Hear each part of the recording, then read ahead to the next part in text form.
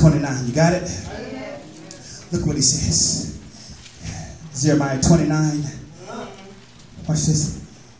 And verse number. Let's go to verse number 4. Thus said the Lord of hosts, God of Israel, unto all the folks that have been carried away captives, whom I have caused to be carried away unto Jerusalem from Babylon, build you some houses and live in them.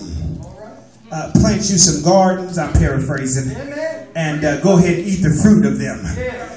Go ahead and take you some wives and have sons and daughters, and take your sons, wives for your sons, and give your daughters to some husbands. Let them be married, and go ahead and have some sons and daughters of their own, that you may increase where you are and not decrease.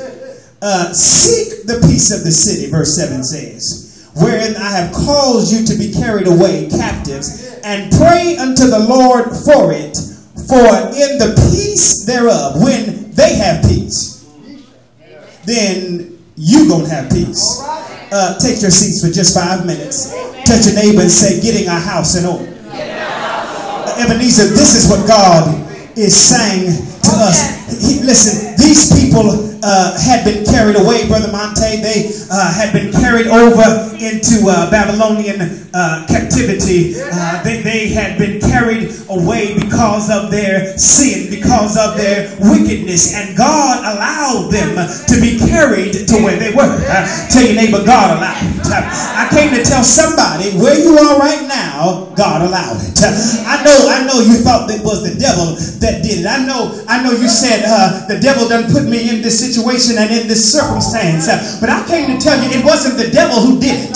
It was God who allowed it. Tell your neighbor, it was God. It was God. It was God. See, the reason that you're in the situation that you're in right now is because God allowed it to happen. The only way that you can even be where you are is if God allowed it. So what you need to understand is what he was telling to them. I have carried you away into captivity. Watch this, because it's part of my bigger plan. Y'all ain't saying nothing in here. God said, listen, I got a bigger plan for you. But in order to get you to where I need you to be, I've got to take you into a place of captivity so that I can do a work. Y'all ain't saying nothing in here.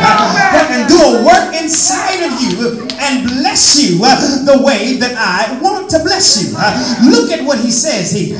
He tells them, he says, go ahead and build houses. Go ahead and live in those houses. Plant gardens and eat the fruit of the garden.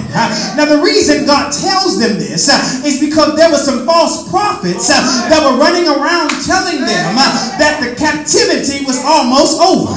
They were running around telling them that they were about to come out of captivity.